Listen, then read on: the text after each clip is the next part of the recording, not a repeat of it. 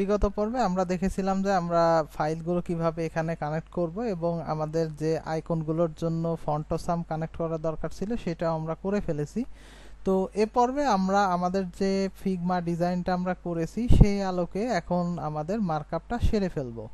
তো আমরা শুরু করার আগে একটা ওভারভিউ দেখে নিতে হবে, অর্থাৎ এটা তো আমরা নিজেরা করেছি, এটা আমাদের একটা কনসেপ্ট আছে, কিন্তু যখন আমরা কোনো ক্লায়েন্টের প্রজেক্ট পাবো এ ধরনের, তো প্রথমত আমরা দেখে নিব যে আমাদের আসলে এখানে কতগুলো সেকশন রয়েছে, কোন সেকশনে আসলে কিভাবে কি করতে হবে এটাকে একটু রিসার্চ করে নিতে হবে। যেমন এখানে আমাদের হচ্ছে যে এই টপ একটা সেকশন রয়েছে মেনুর জন্য, এখানে দুইটা পার্ট, একটা লেফট সাইডে মেনু এবং লেফট সাইডে লোগো এবং রাইট সাইডে হচ্ছে লোগোর মানে পরের অংশ অর্থাৎ মেনুগুলো রয়েছে। এবং এখানেও আমাদের দেখতে পাচ্ছি দুইটা পার্ট, এখানে আমরা লেফট সাইডে আমাদের কিছু ইনফরমেশন রেখেছি এবং রাইট সাইডে ইমেজ থাকবে। তো এরকম ভাবে নিচের দিকে প্রত্যেকটা জায়গাতে আমরা এরকম বিশ্লেষণ করে নিব। তো আমরা তাহলে এটার মার্কআপ করাটা অনেক ফাস্ট করতে পারবো আর কি। এখন আমরা এখানে প্রথমত এই অংশটার মার্কআপ করে ফেলি। তো এখানে আমরা প্রথমত যেটা নিব এটা হচ্ছে হেডার। তো হেডারের আমরা একটা আইডি নিয়ে নেই যে এটা হচ্ছে হেড, অথবা এটাকে আমরা বলতে পারি যে হোম। তারপরে আমরা এটা এক্সপ্যান্ড করে দিই, আবার একটু দিলাম। তাহলে এখন আমাদের এই জায়গাতে দুইটা বিষয় খেয়াল রাখতে হবে, যে এখানে এইটার জন্য একটা পার্ট এবং এইটার জন্য আরেকটা পার্ট।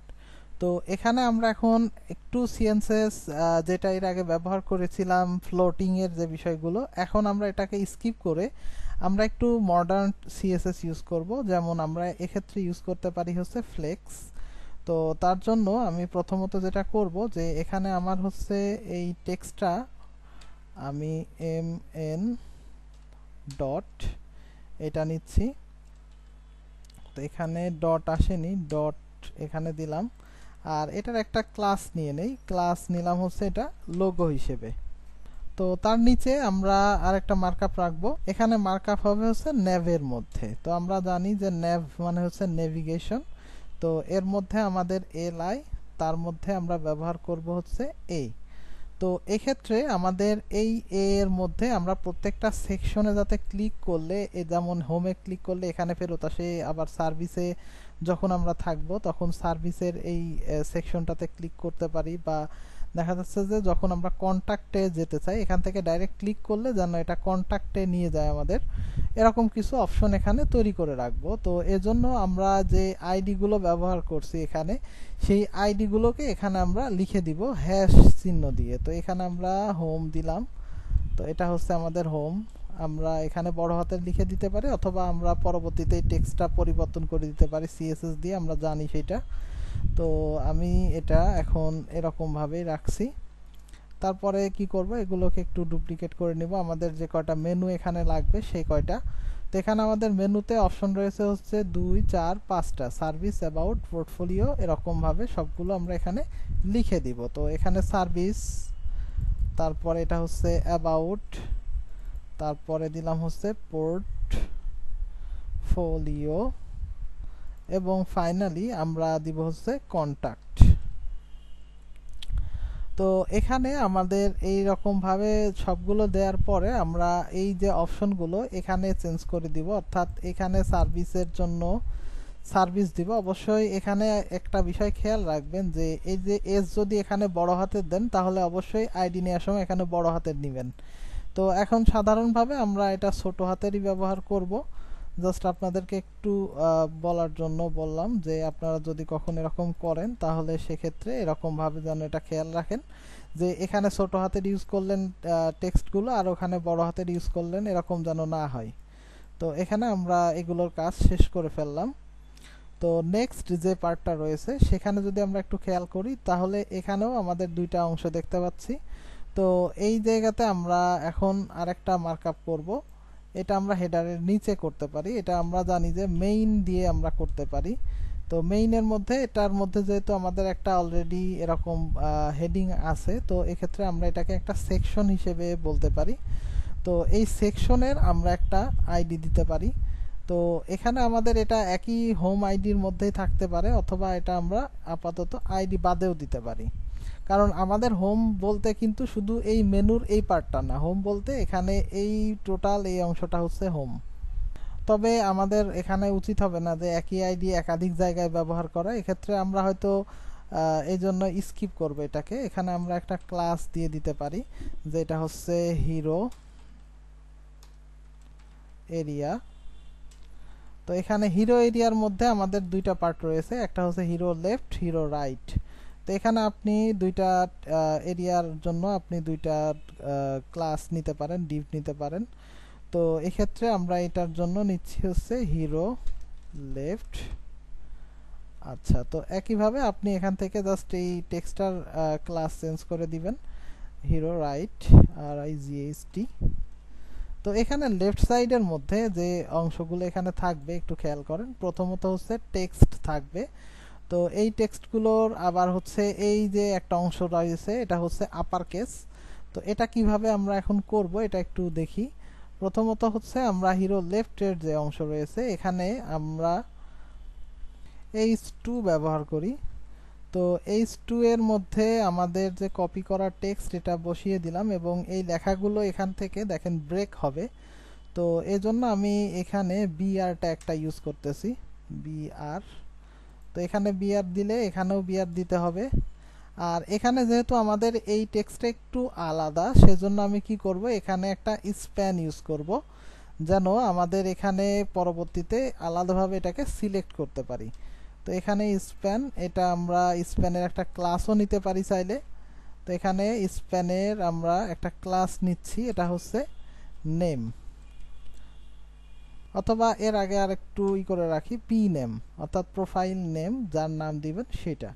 আর আগের এই দুইটা লাইন এরকমই থাকবে। তো এখন জাস্ট এটুকু মার্কআপ করলে এরকম নর্মালি যেরকম আসার কথা তাই আসবে। আর এক্ষেত্রে অবশ্যই খেয়াল রাখবেন যেন কোডে এক্সট্রা কোনো বিষয় এখানে না চলে আসে। আর এর নিচে এই যে H2 এর নিচে এখানে আমাদের একটা প্যারাগ্রাফ থাকবে। তো প্যারাগ্রাফের জন্য এখানে দেখেন টেক্সটের একটা রয়েছে। তো এখান থেকে আমরা টেক্সট কপি করে নিব এবং এখানে পেস্ট করে দিচ্ছি। দেন আমাদের একটা বাটনের এরিয়া রয়েছে যেখানে দুইটা বাটন থাকবে। তো এজন্য আমরা এখানে একটু বাটনের জন্য একটা ডিভ নিয়ে নিব যেন আমরা এটাকে সহজে অ্যালাইনমেন্ট করতে পারি। তো এখানে আমি দিচ্ছি BTN এরিয়া। তো এখানে BTN এরিয়া, এখানে আমাদের বাটনের দুইটার ক্লাস আমরা সেমই রাখতে পারি, কারণ এখানে আমাদের কিন্তু ডিজাইন টেক্সট সবকিছু সেম টু সেম, এখানে কোনো চেঞ্জেস আসবে না। তো এজন্য আমি এখানে জাস্ট দুইটা ক্লাস এখানে নিব। তো এখানে বাটন আমরা দুইভাবে করতে পারি, আমরা এর আগেও বাটন করেছি, বাটনের এগুলো দেখেছি। তো একটা আমরা করতে পারি হচ্ছে এখানে লিঙ্কিং করে দিতে পারি, একটা হচ্ছে বাটন যে ট্যাগ রয়েছে তার মাধ্যমেও করতে পারি। তো এখানে আমরা এখন বাটন ট্যাগের মাধ্যমেই করছি। তার জন্য আমরা এখন এখানে লিখব হচ্ছে বাটন। তো বাটনের মধ্যে প্রথমত এখানে যে টেক্সট আছে হায়ার মি, আর একটা হচ্ছে ডাউনলোড সিভি। তো এখানে আমরা টেক্সট দুইটাকে কপি করে নিতে পারি, Ctrl+C, আমি একই সাথে দুইটাই কপি করে রাখছি। তাহলে আমার সুবিধা হবে যে আমি এখানে উইন্ডোজ ভি প্রেস করলে আমার যে লেখাগুলো কপি করা আছে সব দেখাবে এখানে ক্লিপবোর্ড আকারে। তো আমি একবারে সিলেক্ট করে নিতে পারবো। তো হয়ে গেল এখানে আমাদের দুইটা বাটন। তো এক্ষেত্রে আমি বললাম যে আমরা এটার বাটনের ক্লাস নিতে পারি, তবে সাধারণত যদি আমরা না নিয়ে কাজ করতে পারি সেইটা আমাদের জন্য বেটার, কারণ আমরা যত বেশি কোড লিখবো আমাদের ফাইল সাইজ তত বড় হবে। তো এখানে আমরা জাস্ট বাটন এরিয়া সিলেক্ট করেই কিন্তু এই দুইটা বাটনকে মানে CSS দিতে পারি সিলেক্টরের মাধ্যমে। আর যে রাইট সাইড রয়েছে এখানে জাস্ট আমাদের একটা ইমেজ কল করতে হবে। তো আমাদের ইমেজটা কোথায় রয়েছে আমরা জানি যে আমাদের ইমেজটা হচ্ছে অ্যাসেটস এর মধ্যে রয়েছে। তো এক্ষেত্রে আমি অ্যাসেটস এর এটা সাজেশন আসছে না। তো এক্ষেত্রে আমি যেটা করব যে এখান থেকে অ্যাসেটস এটা কপি করে নিয়ে আসব, তারপরে এখান থেকে IMG, এবং এখানে দেখেন প্রোফাইলের যে ইমেজটা আসবে সেটা এখানে চলে আসছে। তো এখন এটা দিয়ে সেভ করে আমাদের দেখব যে কি আসে না অপশন। সরি, এখানে আমরা অ্যাবাউট এটা দিয়ে ফেলেছি। তো এখান থেকে প্রোফাইল কোনটা আসছে সিলেকশনে এটাই বোঝা যাচ্ছে না। তো এখানে আমরা প্রোফাইলটা সিলেক্ট করে দিলাম। তাহলে এখন আমাদের প্রোফাইলের এটার ইমেজ চলে এসেছে। তারপরে আমরা দেখব যে আমাদের আর কি কি সেকশন রয়েছে। যেমন এখানে আমাদের হচ্ছে সেকশন রয়েছে সার্ভিস, তারপরে অ্যাবাউট, এবং এইটার প্রত্যেকটা টাইটেলের স্টাইল কিন্তু সেম।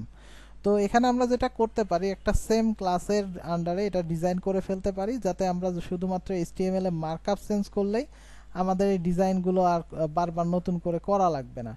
তো এক্ষেত্রে এটা হচ্ছে আমাদের সার্ভিস সেকশন। তো এখানে আমাদের এই যে আইডির নাম তো অবশ্যই মনে আছে। তো আমরা কি করব, এই সেকশনের ঠিক নিচে আর একটা সেকশন তৈরি করব এবং তার আইডি নিব হচ্ছে সার্ভিস, সেকশন, তারপরে হ্যাশ সার্ভিস। তো এরকম ভাবে যখন আমরা এই সে মানে একবার ব্যাকে চলে যায় ব্যাক স্পেস দিয়ে, তখন কিন্তু এটা ট্যাব প্রেস করলে আর এইভাবে আসতে চায় না। তো এক্ষেত্রে কি করবেন, আবার এটা নতুন করে লিখবেন যদি আপনাদের খুব বেশি অসুবিধা না হয়। যেমন এখানে দেখেন এই যে সেকশন লিখলাম, সেকশন ঠিকঠাকভাবে আসছে। এখানে মনে করেন আইডিটা আপনারা দিয়ে নেবেন, আইডি দিয়ে এখানে আপনাদের যে সার্ভিস নামে যে আইডিটা নিয়েছিলেন সেটা এখানে দিয়ে দিতে পারেন।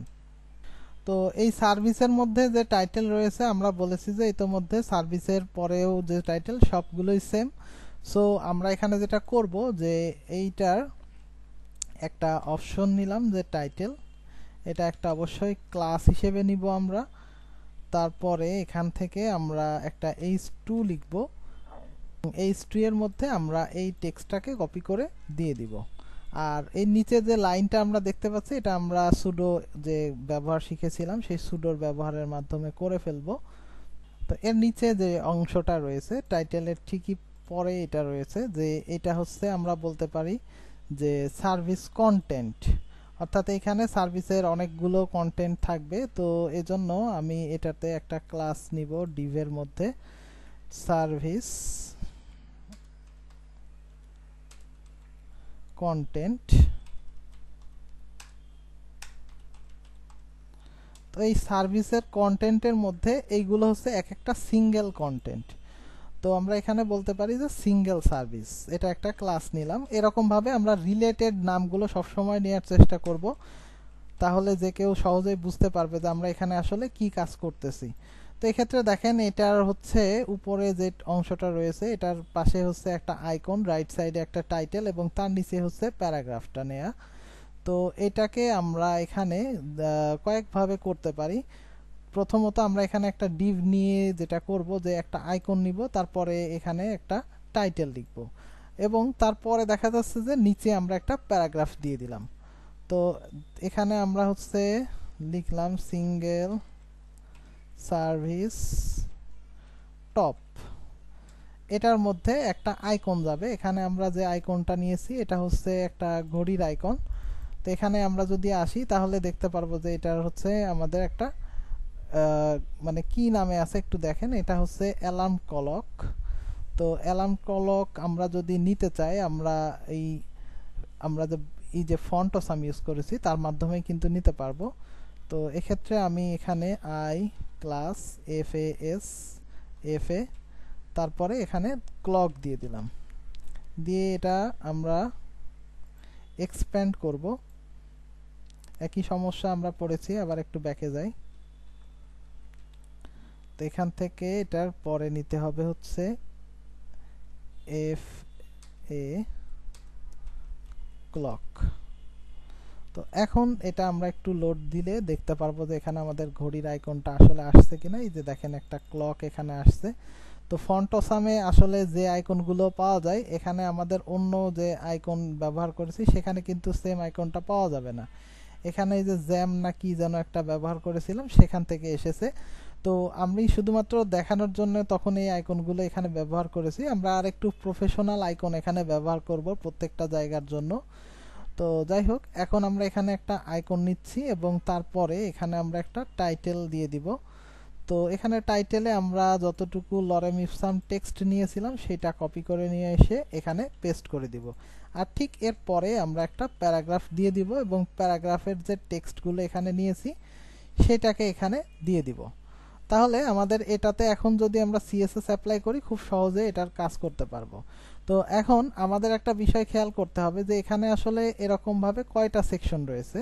তো এরকম 6টা সেকশন আমরা দেখতে পারবো। তো এজন্য আমরা কি করব, এটাকে ডুপ্লিকেট করব 6 বার। তো একবার আছে, এটা 2 3 4 5 6। তো 6 বার এটা কপি করে আমরা এখানে দিয়ে দিলাম, তাহলে আমাদের এটা চলে আসছে। পরবর্তীতে আমরা এই আইকনগুলো পরিবর্তন করে দিব। তো নেক্সট পর্বে আমরা এই অংশটার মার্কআপ করব। সে পর্যন্ত সবাই সাথেই থাকবেন। ধন্যবাদ।